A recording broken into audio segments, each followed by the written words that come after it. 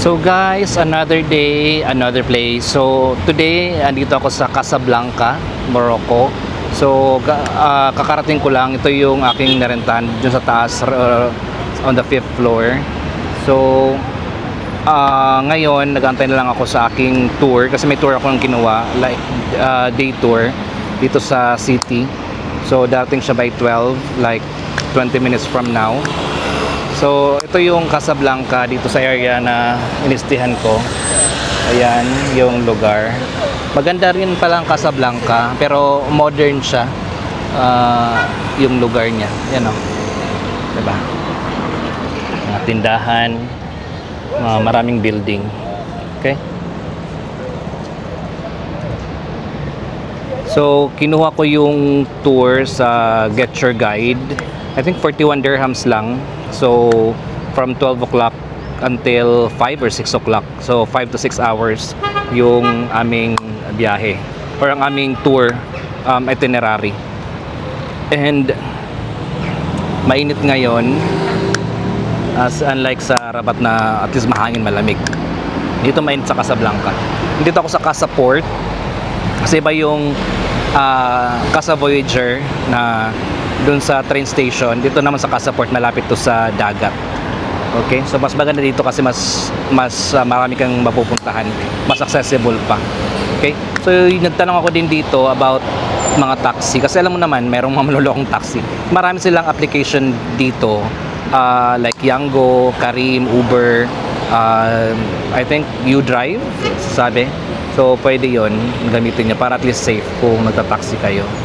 Alright, so waiting na lang ako sa aming tour guide and then pupunta na kami. Yung una naming stop yung Hassan Mosque, yung pinakamalaking mosque din dito na ando malapit sa dagat, sa may marina. Okay, see you guys. So guys, we have started our tour. I have here with me Amin, our Hello guys. our tour guide here in Casablanca. Yeah. If someone will come, Amin here in Get Your Guide, so you can have Amin, very informative guy. So now yung first stop namin yung Rick's Cafe.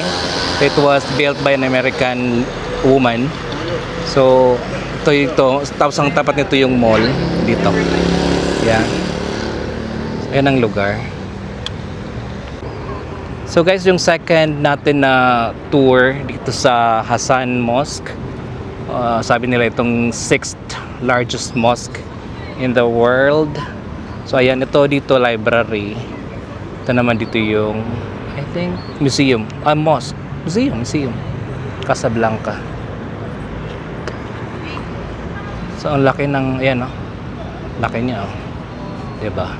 So hanggang dito lang kami, dito lang kami sa labas. Hindi kayo pwedeng pumasok doon unless na may entrance, mag-entrance fee ka para makapasok doon at makapagpa-picture. So hanggang dito lang talaga sa labas. So ito yung sa labas.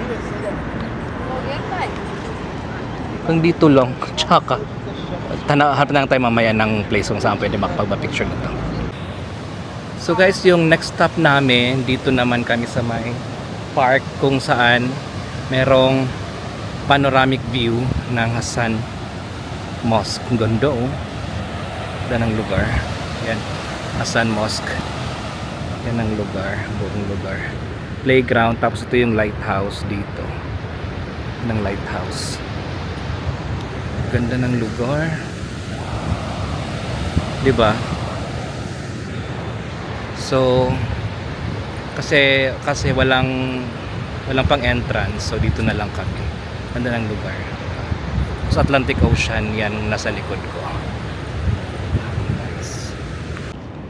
So dito naman yung lighthouse nila that was built in 1901. So that's very long time and it's functioning. This one is for the Coast Guard. Okay. So ito yung Atlantic Ocean, guys. Tignan nyo naman. Meron mga nagsuswimming. Ano nyo?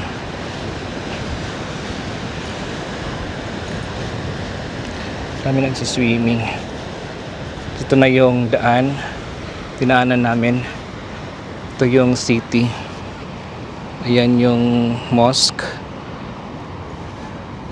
Ayan. Another mosque dito.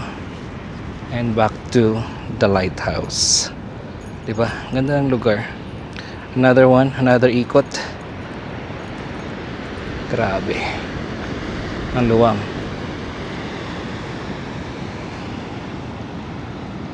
Diba?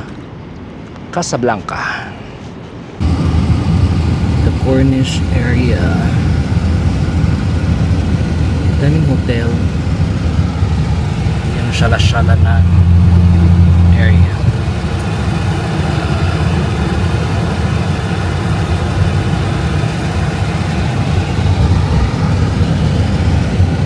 Diba? Mahal-mahal ka dito. Ay, may McDonald's. McDonald's. And you can see from here the mall, the biggest mall in Africa, Morocco Mall, and the public bridge over there. Where's the Morocco Mall? At the end of the Morocco. Okay. You can see it's over there.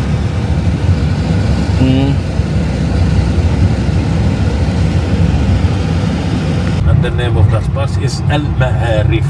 El Maharif. Al Ma'arif, not Ha. If you said Ha, it's another meaning. El Maharif. Ma'arif. I know it's Ma'arif, hard Ma'arif, yeah. for you to pronounce. There's like that. There's always like that. Yeah. And Ma'arif mean knowledge. Okay, and why the name of this area? It's a Ma'arif or knowledge, because before it was full by library and a bookstore.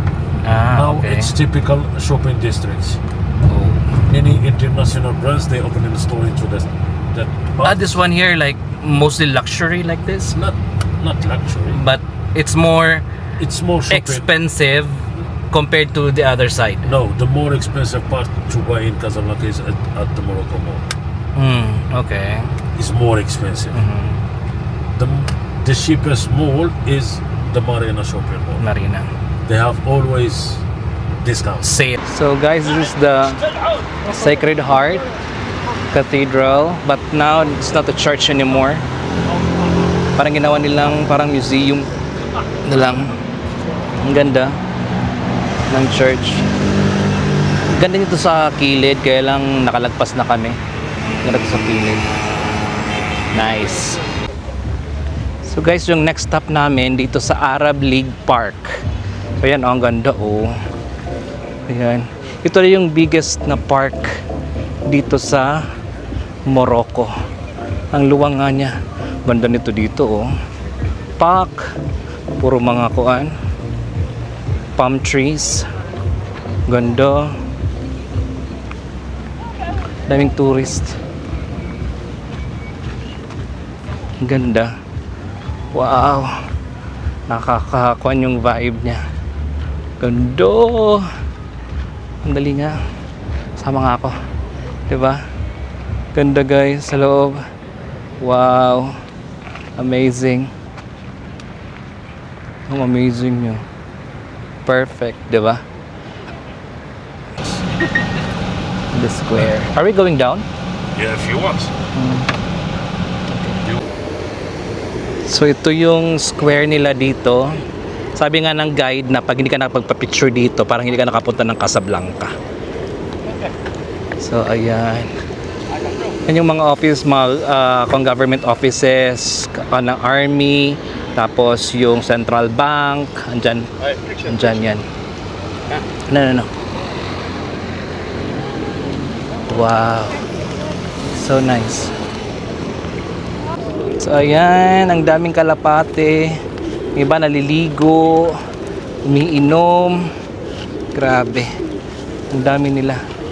Yung iba parang matitegi na dahil sa init. Ang dami oh. Ganda oh. Wow. Very nice. Diba? Napakain lang sila dito. Ang mga tourist nag-offer ng food for the pigeons. Tapos sa'yo na sila ng pera sa'yo. Ganun. Yan. This is the Church of Our Lady of Our Lourdes.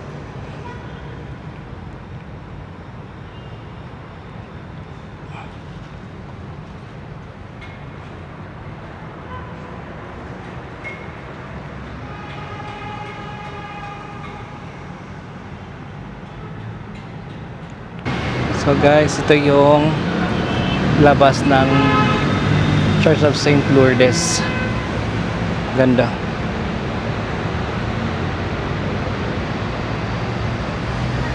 May Fatima doon.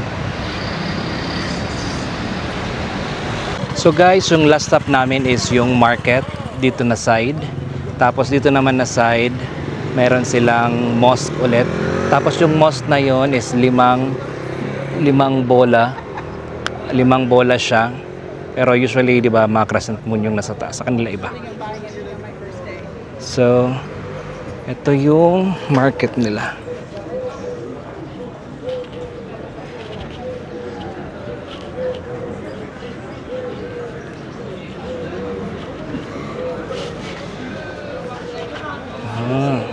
Tapos mayroong cafe, ayan, shopping galore. Kasi last 2 days ko na ngayon, tapos bukas yung last, tapos Sabado alis na ako. Yan ang market dito, tindahan ng mga damit. Wow.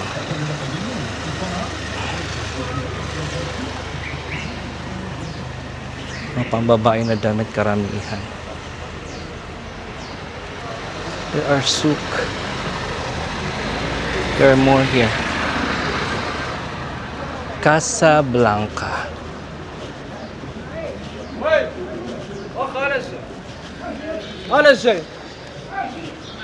I think this market is not that big. No, there's a second one. Yeah, I think. Ito meron silang mga ganito, mga ginawa, mga lagayan. Hindi ko gusto ang market na to, hindi siya ganun kaganda.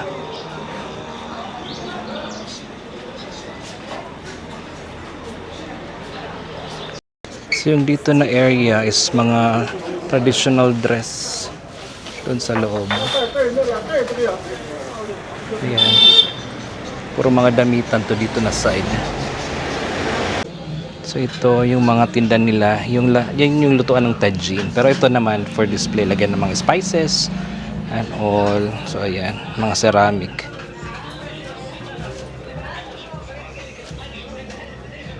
Ito yung malaki. Gayan, lutuan ng tajin.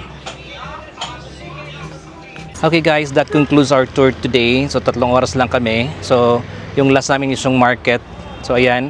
So uwi na kami. Punta na ako muna ng hotel kasi hindi pa ako nakapag-check-in. Kasi diretso nga kami kanina sa tour kasi nga may tao pa dun sa istihan ko. Pero ngayon daw ready na, sabi ng bantay doon. Okay? So uwi na kami, freshen up, tapos alis ako mamaya ulit. And then